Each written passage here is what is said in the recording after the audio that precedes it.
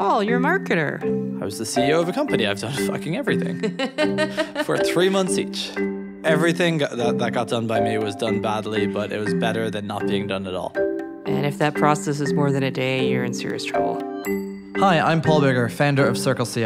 I'm Edith Harba, CEO and co-founder at LaunchDarkly. And you're listening to Be Continuous, a podcast about continuous delivery and software development. You can get in touch with us anytime at our Twitter handle, @ContinuousCast. The show is brought to you by Heavybit. To learn more, visit heavybit.com. And while you're there, check out their library, home to great educational talks from other developer company founders and industry leaders. The idea of having, something that maybe you have a slow delivery cycle for some particular reason, or you have a normal delivery cycle, but that still, takes a day or whatever because there's code review and that sort of thing. And you want to have something really, really fast. You want to have like multiple stages, multiple speeds of delivery based on different needs of different parts of the company and that sort of thing. Yeah, and I get, I'm just so excited about this that I started talking about it. I mean, this is really the promise of microservice. Right. Like the old way was you had this monolith. The best thing I ever heard was a friend called a disgusting monolith, where everything was all tied together. And if you wanted to change one thing, you had to test everything all together. Right. And we've all been there, I'd say. Yeah. And it's very painful. It's very painful because then you get into this fixed release cycle. Yeah. By decoupling things into different components, that means that you can start iterating on some of them faster than others. Right. Well, one of the questions that you get around microservices is, how do you define microservices boundaries? And, a lot of people just go like, oh, you make them as small as possible or whatever, which I think is ridiculous. Yeah. But the ones that have always made sense to me is that you have service boundaries where there's different teams, or service boundaries when there's needs to deploy the service at different pace from the services around it. Yeah, I mean, I don't think you should decompose for the point of decomposing. Right. Because that's when you end up with like 8,000 microservices. Yeah, and you're like, I don't know what this happens. I think you should decompose when, as you said, there's a functional reason why something has to move at a different speed. Right. So, I mean, the obvious one, apart from those two, is that it makes logical sense as a dependency for the APIs to, this is a good API boundary for all the things that rely on it. Yeah, and because that releases you basically from release hell. Yeah. Because you want to have a logical way that you can say, okay, this microservices interacts with this one at a certain time and a certain boundary. Right. A really good example I heard is there's this myth that you iterate very frequently on your UI. Okay. And I think this is true if you're in more consumer business where, you can get, 1 million people looking at your app and rapidly iterate. If you're at a company, if you're a B2B company and you're rolling out to your own customers, they don't actually want to have two people in the same customer have different user experiences. It's very confusing. They start to get a lot of support calls. So I agree with you in the general case, but having used A/B testing, it is an extremely useful tool, to roll features out slowly and that sort of thing, even in B2B case. I think it really depends on your B2B, because I've heard some horror stories about people who try to do it in B2B and they get a lot of support calls. Right. What's happening? The button I expect there to be is not there. Yeah. Or we just did a whole lot of training on this last week. Yeah, and something has changed. Yeah. So I think one of the things that's really valuable about the sort of the modern dev tools go to market is that you have both on-prem and Are we just doing buzzword bingo now? Sure. So when you have customers who use both your cloud service and your downloadable software, the customers who use your downloadable software are the people who are naturally much more conservative. That's why they're using your downloadable software in the first place. Yeah. And so you can do your A/B testing in the cloud on the cloud customers who are much more early adopters and much more willing to put up with that sort of thing and happier to get the good UX that comes out of it. Even then, most people don't have sufficient volume to do effective A/B testing. I don't think that's true at all. I think that's very true. You don't have sufficient volume to do minor A/B testing, to tell the difference between two different versions of blue, right? That's something you need Google scale for. But if you're trying out a new positioning, you have A/B testing and you look at it and say I think the major value that when people complain about A/B testing, the major value that they overlook is that it tells you that you didn't fuck something up. I think A/B testing is a misnomer. I think it's really risk tolerance. Right. So like if you're launching a new messaging or a new onboarding page or something like that you think is gonna, deal with your positioning much better or mentions a new product which hadn't been mentioned before, you want a B version that was just the old version that tells you didn't tank your conversions. Yeah, and the dirty secret is that most changes have no effect at all. Right. But you want to be sure of that.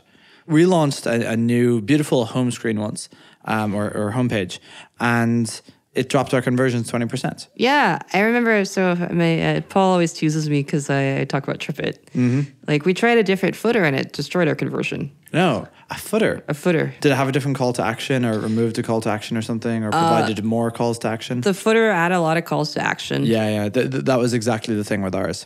We had like, you can sign up right now, or you can read the docs, or you can do something else. And it ended up that a lot of people go read the docs and then just like forget about us. Yeah, and this is the kind of classic product debate then is, do you want them to sign up if all they're going to do is read the docs? Mm-hmm.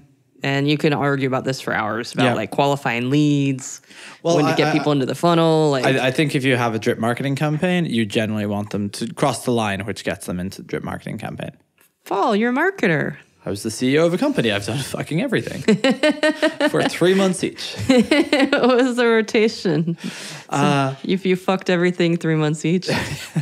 Yeah, everything that got done by me was done badly, but it was better than not being done at all.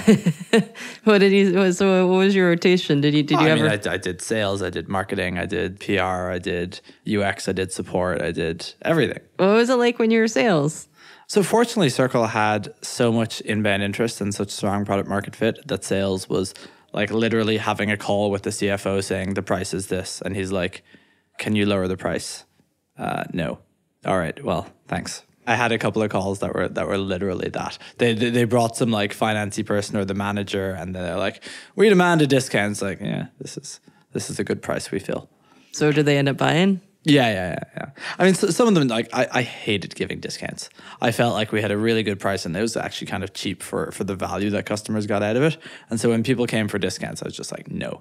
It's funny, there's the opposite, which is you should price a little high, expecting that you'll discount. Yeah, no, I think for bottom-up tools, you can't really do that because people won't ask for it. They'll just leave. I mean... The old Oracle way doesn't apply to our modern bottom-up. I guess, do you have a top-down? We have both. Okay. I mean, as soon as you get into a procurement department, like their job is to get a discount. Right. So if you don't give them a discount, they feel like they didn't do their job and they're like, what happened here? Yeah, I mean, and that's why you end up, I guess, in the microservice version of the sales process is you apply a different sales process to different people. And the bottom up people get the price on the website and the people who go through their procurement department get another thing. Yeah. And the fact that you have to talk to the procurement department means that they're getting charged an outrageous price in the first place to deal with that. I think the word continuous delivery terrifies a lot of people. Mm-hmm. And it's funny because we do a podcast called To Be Continuous. Yeah, I think that's what it's called. I mean, let me check the label. Yeah. I think people think of continuous delivery as that you have to push out multiple times a day or an hour. When really it just means that you need to be able to push out when you want. Right.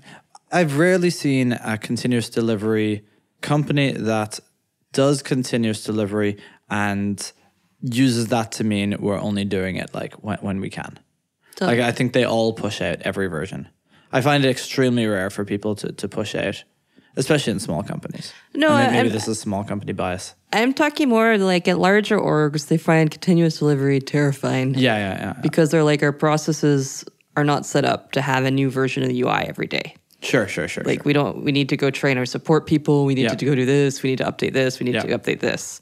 So like to go back to what you said, I think there's different functions within their systems that they would like to be updated at different speeds. Yeah, I agree with that. I mean, you can kind of think of the UI as one microservice. Yep. You can think of all the other things as different microservices. But the one that I've always found people need to update quickly, but they don't necessarily want to update it repeatedly, is the marketing pages. So like the entire front end of your thing, you'll get to a point when you have marketers and the marketers ask for the front end, which was beautifully built by developers in hand lovingly in Jekyll. or I mean, I think actually Jekyll is pretty good for them, but like will typically be built in React or, whatever the same as your website is. It'll be like nicely unified and has an excellent release process. And then the marketers would be like, yeah, we don't want to talk to you to make a change here. We need you to put in the optimizely pixel. Yeah. And could you switch this over to WordPress? Yeah, because they want to be able to do it themselves. They don't Right. want to have to go bug their developers. Yeah, yeah. Then they end up with a terrible release process from a developer perspective in that there's no staging environment. There's no ability to preview your stuff. There's no code review. There's no nice automated releases that have pull requests in them. There's just like someone playing around in WordPress. I could feel the horror in your voice. Well, I think it's easy to fuck things up that way, but it's better to only have to rely on your team to get something out. Yeah. When you have to start to rely on other teams, that's when your delivery really gets slow. Yeah, I thought of a classic thing where you want to have very quick releases, and it's anything security related. This is actually one of my big things is that you want to be able to constantly patch security vulnerabilities. Yeah. And the security vulnerabilities that exist today will be different tomorrow, the day after, and the day after, and the day after. You generally want to have a way of dealing with security vulnerabilities immediately. Yes. Even though that is extremely scary and very, very dangerous. But whatever you know today will be different later. Yeah, yeah.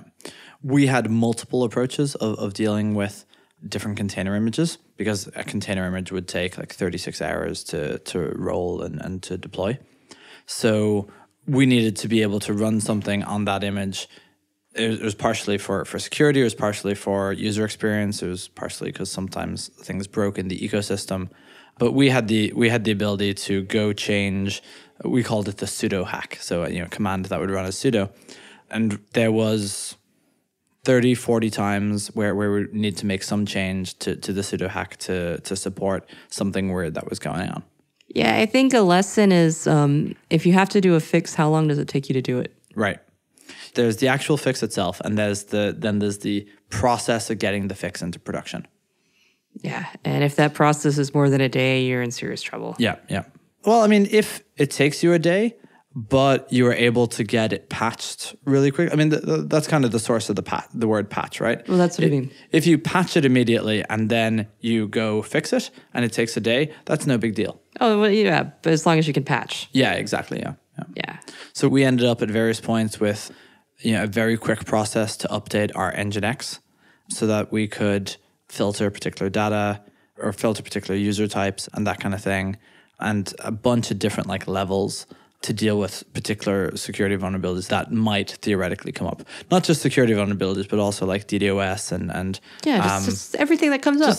Incidents of whatever kind. Yeah, incidents that are not your core functionality, but are crucial to be quickly addressed. Right, exactly, yeah.